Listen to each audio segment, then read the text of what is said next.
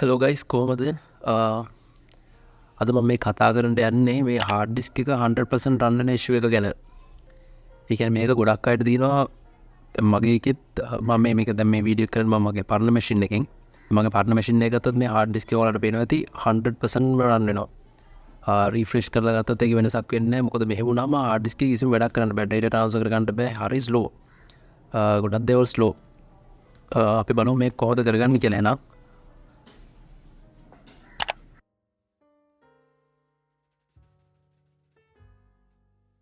හරි ඉස්සෙල්ලාම ඔයා මේ රන් කමාන්ඩ් එක ඔන් කරගන්න ඕන. ඒක ඔයාලට කරගන්න පුළුවන් Windows +R කී එක ඔබලා. නැත්නම් මෙතන start එකට ගිහිල්ලා ඔයාලට run කියන එක search කරත් ඔයාලට ගන්න පුළුවන් මෙතනින් app එක open කරලා. ඒකට ගිහිල්ලා අපි ඊට පස්සේ මෙතන type කරගන්න ඕන services.msc. මම දැන් මේ screen එකේ දානවා. services.msc කියලා type කරලා ඒක ඕකේ කරන්න. හරි මේ වින්ඩෝ එක ඕපන් වුණාට පස්සේ ඔයා මෙතන කැමතින ක්ලික් කරගන්න. ක්ලික් කරලා ඔයා S එක වවන්න. ඒ කියන්නේ ඔයාලට සිස්ටම් මේන් කියන එකට තමයි යන්න ඕන. ඔයා S එක ඔබරපුවාම මෙතනට ලග් ටක් ගාලා නේ හින්දා මම කිව්වේ sys main එකට ගිහිල්ලා මෙතන ඔයා right click කරලා properties වලට යන්න. හරි මේ ප්‍රොපර්ටිස් එකේ ස්ටාර්ට්අප් ටයිප් කියලා ටැබ් එකක් තියෙනවා. ඒකේ දැන්ටමත් තියෙන ඔටෝමැටික් කියලා. ඔයා ඒක ඩිසේබල් කරගන්න. ඩිසේබල් කරලා ඇප්ලයි කරලා ඕකේ කරගන්න. හරි ඒකේ මායවා රයිට් ක්ලික් කරලා ඔයා මෙතන ස්ටොප් කියන කමාන්ඩ් එක දෙන්න. හරි ගයිස් දෙවෙනි ස්ටෙප් එක විදිහට තියෙන්නේ ඔයාට මෙතන C අකුර මේ ක්ලික් කරන්න. ඊට පස්සේ ඔයාලට යන්න තියෙන්නේ connected device platform කියන එකට. මේක තමයි දෙවෙනි ස්ටෙප් එක. මේ තියෙන්නේ connected device platform.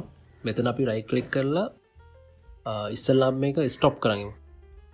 මේක service stop කරලා ඊට පස්සේ ආයෙමත් right click කරලා properties වලට යන්න.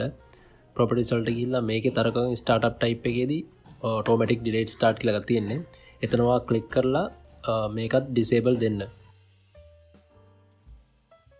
ඒ disable දීලා apply කරලා okay කරන්න. හරි අපිට මෙතන මේ වින්ඩෝ එකේ නම් බැටරි එක මෙතනින් ඉවරයි. ඊට පස්සේ අපි මේක ක්ලෝස් කරගමු. ඊට පස්සේ අපි ෆයිල් එක්ස්ප්ලෝරර් එකට යමු. නැත්නම් මේ this pc කියන එක ක්ලික් කරගන්න.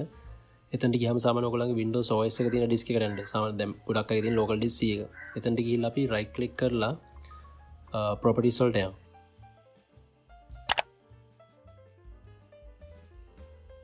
properties වලට ගිහිල්ලා මෙන්න මේ tools කියන tab එකට යමු. ඒ tools කියන tab එකේ යට තියෙනවා optimize and defragment drive කියලා. එතන ඔයා optimize කියන එක ක්ලික් කරගන්න. ඊට පස්සේ එතන තියෙනවා schedule optimization. මේ තියෙන්නේ. මෙතන බලලා තියෙන්නේ schedule optimization කියලා. දැන් මේක නම් මේ අවස්ථාවේදී මගේ on කියලා තියෙන්නේ. ඒ කියන්නේ frequently මේක optimize වෙනවා.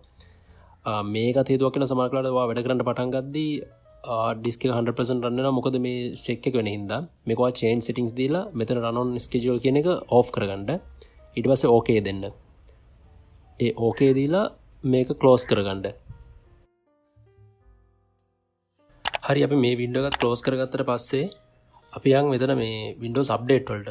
ඔයාලා මෙතනට ගිහිල්ලා මේ all settings කියන එකෙන් යන්න ඕන. එතනට ගිහිල්ලා ඔයා මේ update and security කියන එකට යන්න. එතනින් බලන්න මේ ඔයාගේ Windows OS එක up to date තියනවද කියලා. මොකද up to date නැත්තම් මේ සමහරකට ආපු Windows patch එක උනාරි එකේ ප්‍රශ්නයක් වුණත් සමහරකට පොඩි පොඩි ඒගොල්ලන්ගේ bugs තියෙනවා. එතකොටත් hard disk එක run වෙනවා. මට එහෙම ප්‍රශ්න ඇවිල්ලා තියෙනවා. මම මේක සාමාන්‍ය up to date තියෙනවා. හරි ඔයාලා ඒකත් බැලුවට පස්සේ ඔයාලා මේ window එකත් close කරගෙන ඊට පස්සේ ඔයාලා මේ machine එක restart කරන්න. හරි දැන් restart වුණාට පස්සේ අපි task manager එකට ගිහිල්ලා ඔයා ආයෙ මෙතන යන මේ startup කියන option එකට. startup කියන tab එකට යන්න. ඒකේ ගිහිල්ලා බලන්න ඔයාට මේ කියන්නේ මේ startup impact එක high වගේ තියෙනවා. එතකොට මේ Google Drive මගේ දැන් මේක enable තියෙන්නේ. මම මේක disable කරනවා. මේක සමහරකට boot වුණාම එන්න වෙලාවක් ගන්නවා machine එක අපිට පාවිච්චි කරන්න පුළුවන් තත්ත්වෙට මේක නම් විනාඩි 10ක් විතර යනවා. මේක මගේ i3 machine එක first generation එකක්. මේක විනාඩි 10ක් විතර ගන්නවා. එතකොට මේ වගේ ඔයාට වැඩක් නැති දේවල් ඔක්කොම disable කරලා තියාගන්න. ඒක ඔයාට දෙයක් කරගන්න ඉක්මනට fast එකට කරගන්න පුළුවන්. ඔයාගේ programs එක open කරගන්න. ඒ වගේ දේවල් කරගන්න. හරි අපි දැන් කියලා බලමු මේ performance tab එකට. දැන් පේනවා මේක 100ට දෙකක් තුනක් වගේ දුවන්නේ. දැන් සාමාන්‍යයෙන් මේ වෙලාවේ දැන් මොකුත් ලොකු වැඩක් වෙන්න තින්දා. මේකේ මගේ ස්ක්‍රීන් රෙකෝඩර් එකත් වැඩ කරනවා මේකෙම. සාමාන්‍යයෙන් දැන් මම මේකේ වැඩක් සාමාන්‍ය කරන්න ගත්තා. දැන් මේක වැඩේ මෙහෙම කරා මේ ඔප්ෂන්ස් ටික මේ විදිහට කරාට පස්සේ එන්නේ 150ක් වගේ තමයි උඩරින් 150ක් 60ක් වගේ. එතකොට අර වගේ ලොකු ලැග් එකක් හිටින්නේ නැහැ, ස්ටක් වෙන්නේ නැහැ. මැෂින් එක සාමාන්‍ය හොඳට වැඩ කරන්න පුළුවන්. බෑග්ග්‍රවුන්ඩ් වර්ක් එකේම හොඳට වැඩ කරනවා. ඔයාලා මේක චෙක් කරලා බලන්න ඔයාලට මේ ස්ටෙප්ස් ටික හරියනවද කියලා. ඒ ස්ටෙප්ස් ටික හරි ගියේ නැත්නම් ඒකත් මට අනිවාර්යෙන් දැනුම් දෙන්න. කමෙන්ට් සෙක්ෂන් එකේ දාන්න මොකද වෙලා තියෙන්නේ කියලා. ඔයගලන්ට මොකද ඔයගලන් එක්ස්පීරියන්ස් එක කොහොමද කියලා. නැත්නම් ඔයගලන් දන්න තව දේවල් ටිකක් තියෙනවා නම් ඒකත් මේකට ඇඩ් කරන්න.